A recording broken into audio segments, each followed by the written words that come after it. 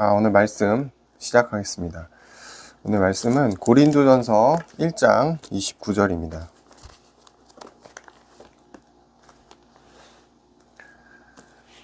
읽겠습니다. 이는 아무 육체도 하나님 앞에서 자랑하지 못하게 하려 하심이니. 제목이 자랑하지 말라입니다.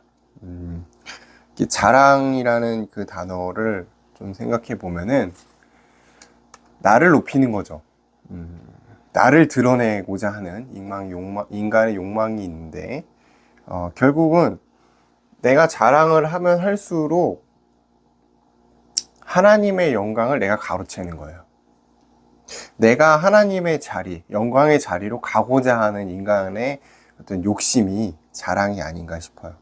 결국 이제 자랑을 많이 할수록 교만해질 수밖에 없죠. 왜냐하면 내가 한 거니까. 이제 그런 부분들이 있는데, 오늘 이제 성경의 말씀처럼 하나님 앞에서 자랑하지 못하게 한다. 자랑할 게 없다. 그래서 이제 자랑하지 말라. 요게 이제 제목인데, 우리가 살면서 자랑을 많이 해요. 자랑을 많이 여러 가지 부류로 하는데, 먼저 첫 번째는 세상의 것을 자랑을 많이 해요. 아주 일반적이죠. 육신 자랑이라고도 말할 수 있는데, 먼저 이제 제일 일반적으로 많이 자랑하는 게 경제적인 부분을 자랑을 많이 해요. 이게 알게 모르게 뭐 카페나 어떤 모임이나 뭐 동기들이나 이렇게 사람들이 모인 자리에서 인간의 어떤 욕망인 것 같아요. 내가 너보다 내가 너보다 많이 갖고 있어. 이런 것들을 은연중에 나타내는데 제일 많이 쓰이는 게 돈인 것 같아요. 돈. 내가 돈 많다. 이거를 자꾸 이제 나타내는, 나 뭐 연봉이 얼마다 이런 거 있잖아요. 그런 식으로 이제 돈 자랑을 많이 해요. 경제적인 부분. 또 내가 가지고 있는 거. 뭐 나는 몇 평에 살고 있고, 뭘 갖고 있고, 어떤 차가 있고, 이런 것들 이제 소유한 재산. 결국 그게 다 경제죠. 그런 부분을 자랑을 많이 합니다. 자랑을 많이 하고, 그것들을 요즘에는 이제 SNS를 통해서 올리잖아요. 뭐 나는 무슨 차를 타고 다닌다, 뭐 이렇게 막 어떤 집에 산다, 막 이렇게 뭐 한강 뷰가 보인다, 이런 것들 이렇게 하면서 자랑을 하죠. 결국 다 이제 보면은 돈 자랑이죠. 돈 자랑을 하고 있는데, 또 어떤 사람들은 내가 이런 신분이야. 내가 이런 위치에 있어. 내가 뭐 어떤 회사 뭐 CEO다, 이사다. 내가 어디 부서에서 뭐 이만큼 된다. 그런 것들. 또는 이제 뭐 정치인들 같은 경우는 내가 어느 정도의 권력을 갖고 있다. 이런 것들을 막 나타내려고 하잖아요. 다 자랑이죠. 또 어떤 사람은 내가 어느 대학 나왔어. 나 이만큼 배웠어. 나 이만큼 알고 있어. 나 이런 학위를 갖고 있어. 지식, 학벌. 이런 부분에 또 굉장히 중요하게 생각하시는 분들은 만났다 하면은 이제 자랑질이죠. 나를 드러내고 자랑하고. 또 어떤 분들은 이제 내가 갖고 있는 소유한 것으로 조금 부족해서 그런지 모르겠지만 인맥 자랑을 합니다. 인맥 자랑. 야, 누구를 알아? 그 사람 잘 나가고 뭐 대단한 사람인데 내가 그 사람 잘 알아. 내가 잘 얘기해 줄게. 뭐 이런 식으로. 이제 그렇게 이제 자기가 갖고 있는 선에서 자랑을 하죠. 이게 조금 더 넘어서면은 두 번째는 배우자 자랑을 하죠. 뭐 그 찜질방이나 뭐 카페나 이런 데 이제 사람들이 평균적으로 많이 뭐 노인정이나 이런 데 보면은 그렇게 이제 배우자 자랑들을 많이 하시죠. 우리 남편이 어떤 뭐 선물을 줬다. 뭐 이런 거. 우리 남편이 이렇게 자상하다. 저 같은 사람이죠. 이렇게 뭐 집에 오면 이렇게 자상하게 해준다. 뭐 이런 것들도 있고, 뭐 기념일 때 뭘 챙겨줬다. 뭐 또는 우리 남편은 이렇게 대단하게 돈이 많고, 뭐 연봉이 얼마고 이렇게 자기를 넘어서 이제 남의 배우자까지 막 자랑하는 경우들이 있고, 그 다음에 이제 배우자 자랑 별로 할 게 없으면은 자녀 자랑하죠, 자녀 자랑. 예. 우리 아들, 딸이 뭘 했다, 뭐 상 받았다, 뭐 어느 대학 갔다, 뭐 쭉 올라가죠. 뭐 어느 기업을 들어갔다, 뭐 얼마를 받는다, 누구랑 결혼했는데 이제는 쪽 사돈 집까지 막 얘기를 하고, 이런 식으로 막 자녀 자랑. 우리 할머니, 할아버지들은 손주 자랑, 손녀 자랑 엄청 하시죠. 이렇게 왜 인간을 만났다 하면은 그렇게 자랑질을 잘해요. 예. 저도 이제 학교 다닐 때 제 친구 중에 한 분이 그렇게 이제 자랑질을 하시는데, 본인은 그냥 말하는데 누가 들어도 이건 자랑질이야. 근데 그렇게 시덥지 않은 자랑인데 본인은 좋은가 봐요. 그래서 이렇게 소소하게 자랑하시는 그런 인간적인 어떤 이제 모습들을 목회자들도 많아요. 예, 많고, 그런 이제 세상의 것을, 육신의 것을 자랑하고 싶어 하는 부분들이 많이 있다. 이제 그 자랑하려고 살아가는 사람들도 있는 것 같아요. 그래서 좀 인간의 어떤 그 자랑질은 끝이 없다라고 생각을 하는데, 이게 이제 일반적으로 그냥 세상적인 기준에서의 자랑이고, 두 번째는 영적인 것에 있어서 자부심을 갖고 있고 이 자랑을 하려는 분들이 있어요. 신앙적 자랑이다. 제가 볼 때는 그래요. 교회 안에서, 어떤 종교 단체 안에서의 어떤 이 영적인 것들에 대한 자신이 이룬 것, 응답들을 자랑하는 부분들이 있는데, 신앙 경력을 자랑하시는 분들이 있더라고요. 내가 모태신앙으로 40년, 50년 동안 신앙생활을 해왔다, 뭐 이러면서 새신자들 오시면 이렇게 자랑하시는 분들이, 그 자랑, 본인은 자랑이 아니라고 생각하겠지만 그 과정이 없는 사람들이 들었을 때는 자랑으로 느낄 수 있겠죠. 그렇게 경력을 자랑하고 신앙 활동을 자랑하고, 내가 무슨 일을 했고 교회 안에서 어떤 위치가 있고, 똑같아요, 사회랑. 그런 활동들. 또 신앙생활에 대해서도 자랑하시는 분들이 있어요. 내가 아침에 매일 새벽 기도를 하고, 금식 기도를 하고, 교회 헌금을 이렇게 많이 하고, 예배를 한 번도 빠지지 않고, 날마다 전도하고, 이런 이제 본인의 신앙생활을 막 자랑해요. 그러면 이제 그렇지 않은 사람들은 어떨까요? 눌리죠. 그러니까 이제 신앙생활을 자랑하시는 분들은 대부분 비교를 하면서 그렇지 못한 사람들을 약간 비판하는 용도로도 많이 쓰이는 것 같아요. 예. 그래서 좀 조심해야 되는 부분이다. 이렇게 내가 하고 있는 부분들을 그렇게 너무 이렇게 오픈하게 되면은 자랑으로 느껴질 수 있다. 예. 그래서 하나님 앞에 우리가 깨끗하게 그렇게 신앙생활 하시면 될 것 같아요. 두 번째는 요거보다 한 단계 더 나아가죠. 왜냐하면 요거보다 센 뭔가가 있는 거예요. 뭐냐면은 어떤 신비적인 체험을 한 사람들이에요. 방언을 한다던가, 환상을 본다던가, 예언을 한다던가, 뭐 예언을 하시는 분들이 요즘 별로 없는데, 치유의 은사가 있다던가, 뭐 그런 것들 있잖아요. 하나님 주시는 어떤 특별한, 그 사람이 받은 특별한 체험들을 막 이렇게 얘기를 하시면은 대부분의 사람들은 너무 신기하고, 그렇지 못한 것에 대해서 자괴감을 느낄 수 있다. 그래서 그런 부분들을 굳이 얘기할 필요가 없는 거죠. 예, 그런 거는 자랑할 것도 아니고 자랑할 필요도 없는 거예요. 제가 예전에 좀 작은 교회를 섬기게 됐을 때 저와 함께 사역하시던 여자 목사님 분이 계셨는데, 이분이 되게 신앙이 좋으신 분이에요. 조용하시고. 근데 주로 이제 교회에 그분이랑 저랑 이제 있을 경우들이 많았어요. 예. 나이가 많으신 분입니다. 절대 이상하게 생각하시면 안 되고. 그분이 이제 밥도 해주시고, 이렇게 전도 현장도 같이 가고, 되게 좋은 어떤 경험들이 있었는데, 어느 날 이제 밤에 이제 저 잘라고 누웠는데, 그분이 이제 오셔서, 그날은 좀 기도를 오래 하신 날이었던 것 같아요. 금요 예배 끝나고 계속 기도를 하시는데, 아무도 이제 없게 되고, 저는 위에서 잠을 자려고 했고, 그분이 방언 기도로 막 하시는 거예요. 저는 놀랬죠. 아니, 저분이 방언을 할 줄 알았나? 놀라웠어요. 그래서 계속 듣는데 전혀 알아들을 수 없는 방언 기도였어요.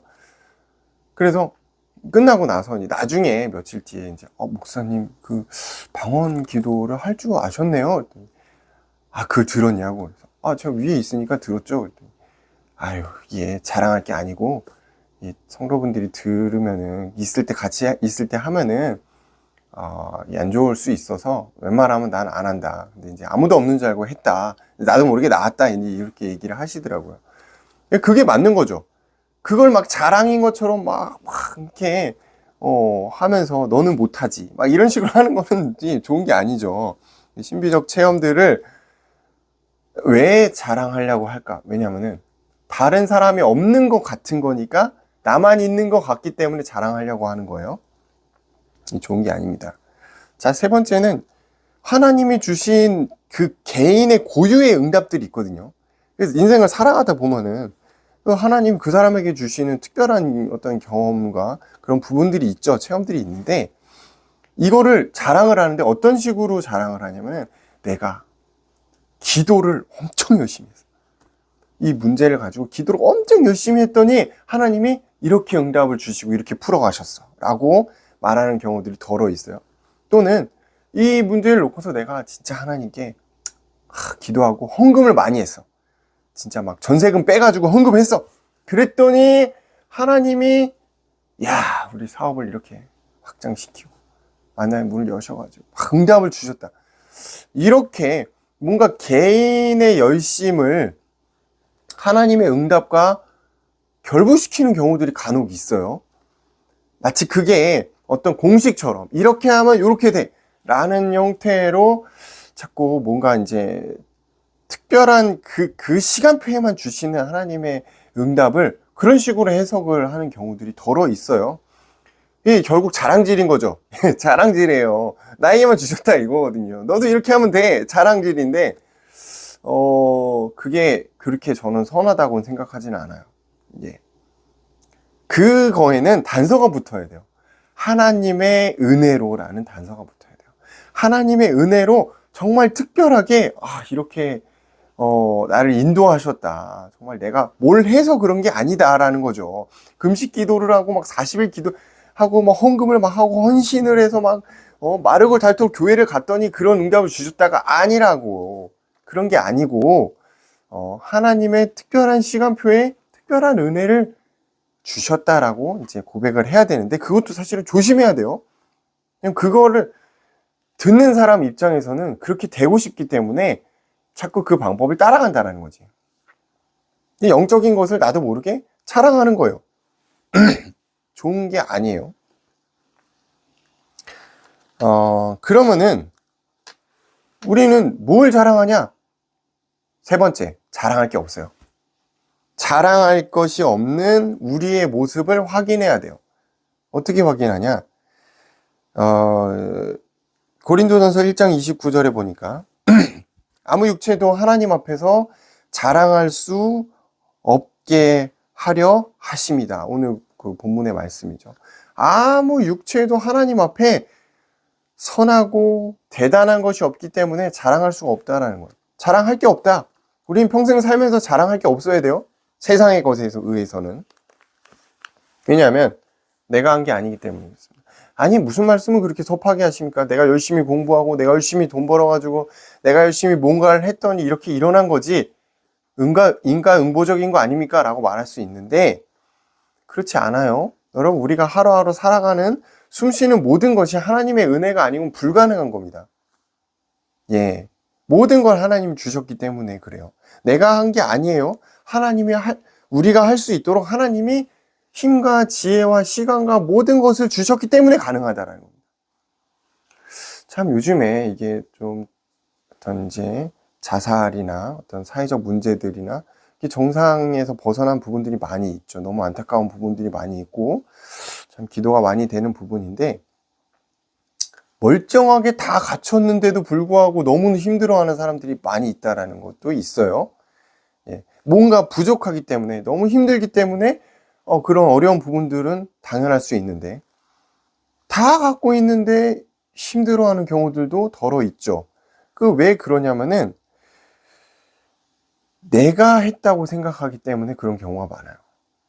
하나님의 은혜로 우리가 인생을 살아가야 되는 부분인데 내가 해놓고 보니까 더 이룰 게 없구나. 내가 해놓고 보니까 아이고 난 이제 안 되겠구나. 이런 경우들이 많다라는 거죠. 그런 제한을 두기 때문에.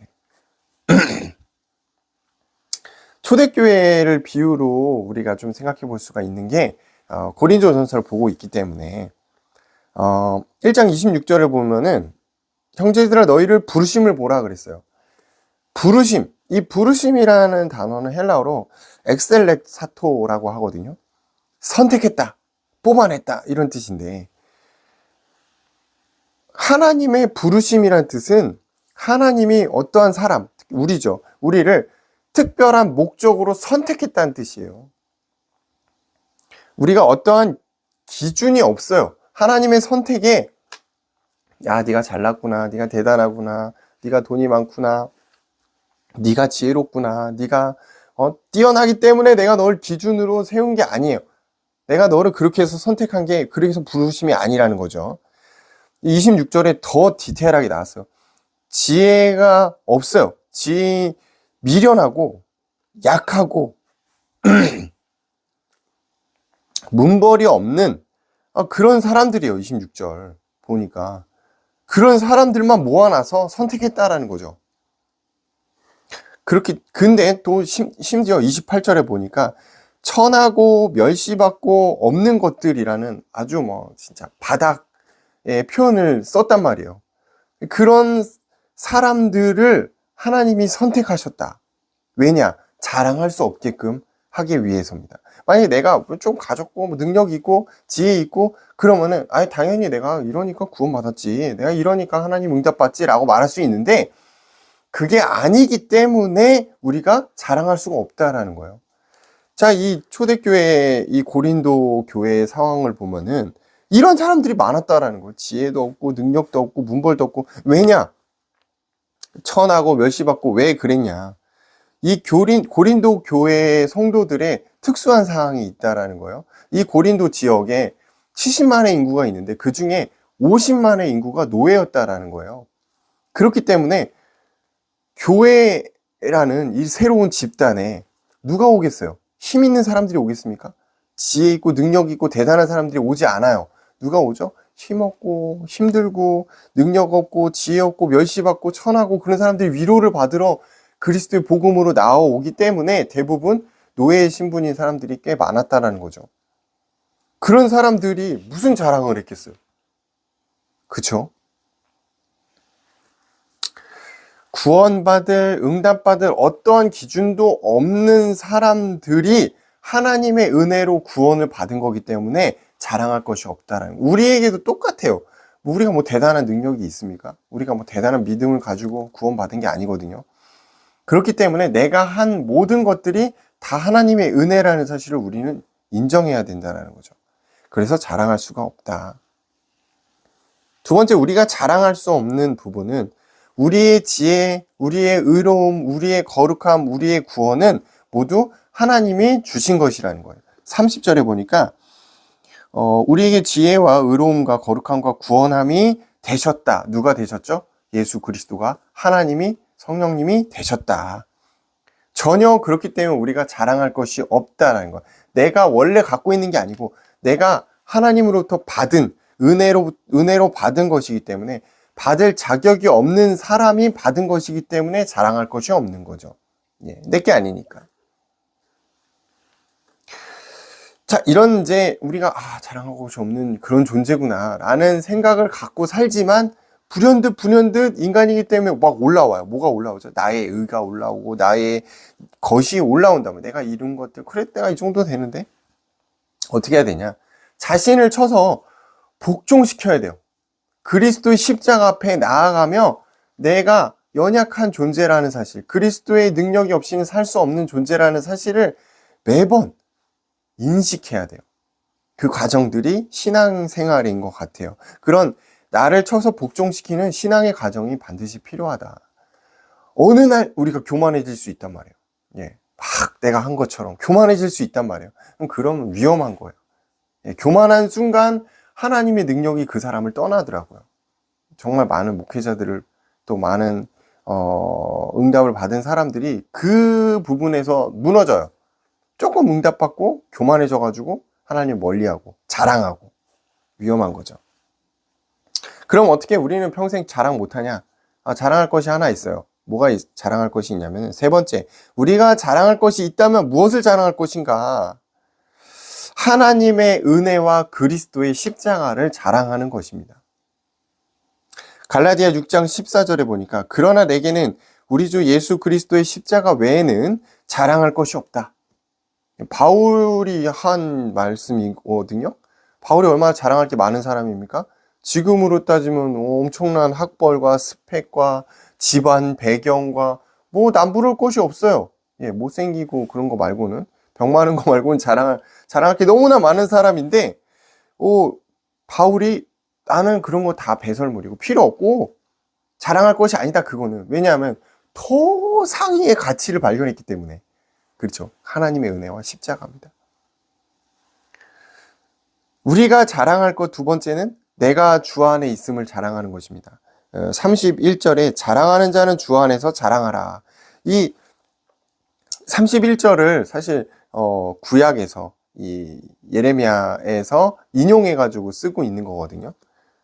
그래서 이제 구약을 알고 있는 사람들에게 이 내용을 소개하면서 자신의 이제 말의 권위를 높이려고 하는 건데, 주 안에 있음을 자랑하라. 내가 하나님을 믿고 있고 내가 하나님 안에 살아가고 있는 것을 자랑하라는 거예요. 그래서 우리는 평생 어떻게 살아야 되냐? 겸손히 하나님의 부르심을 기억하며 감사하면서 살아가야 되는 거죠. 쓸데없이 세상 거 조금 가졌다고 자랑하지 말고, 뭐 아무것도 아니에요. 하나님 앞에 아무것도 아니고 진짜 있는 사람 앞에서는 또 아무것도 아니거든요.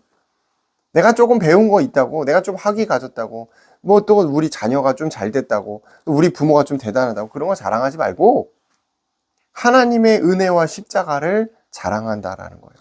그러면 그 사람에게는 부족함이 없어요. 막 육신의 부족함, 그걸 말하는 게 아니죠. 영적으로 주시는 하나님의 은혜가 부족하지가 않아요. 왜냐하면 하나님의 은혜를 날마다 갈망하기 때문에 부족하지 않아요. 여러분, 세상의 것을 자랑하면 자랑할수록, 비교하면 비교할수록 더 초라해져요. 그래서 더 나타내고 싶어 한다는 거예요. 그게 되게 위험한 부분이죠. 우리에게 세상 것이 부족할 수 있죠. 예, 부족할 수 있는데, 그것이 채워진다 한들, 우리의 마음에 위안이 되고, 영원한 어떤, 감동이 있고 그렇지 않아요. 우리는 하나님의 것이기 때문에 하나님으로 채워질 때 진짜 행복한 겁니다. 그래서 세상 것 자랑하지 말고 하나님의 은혜를 자랑하시면 좋을 것 같습니다. 가능하면 자랑 웬만하면 하지 마시고, 자랑할 게 없는 존재이기 때문에. 그렇잖아요. 우리가 하나님 주신 은혜로 하루하루 숨쉬며 하나님 주신 것으로 살아가는 존재인데 뭘 자랑할 게 있겠어요. 낙심할 것도 없어요. 자랑할 게 없으니까. 예, 그냥 은혜로 살아가는 거지. 뭐 누구랑 비교할 게 없죠. 예. 비교하는 순간 낙심한단 말이에요. 그럴 필요가 없더라고요. 주신 만큼 살아가고, 은혜대로 살아가고, 하나님의 것을, 하나님 부르심을 기억하고 감사하는 한 주간 되시기를 주 이름으로 축원합니다. 기도하겠습니다. 감사합니다. 고린도후서 우리 1장 이 뒷부분을 함께 묵상하며 자랑하지 않고 그리스도의 것을 자랑하며 하나님의 것을 기대하며 하루하루 살아가도록 인도하옵소서. 지금 우리를 구원하신 예수 그리스도의 은혜와 하나님 아버지의 사랑과 성령님의 역사하심이 주 안에서 자랑하기를 원하는 모든 주의 자녀들 머리 위에 지금으로부터 영원토록 함께 있을지어다. 아멘.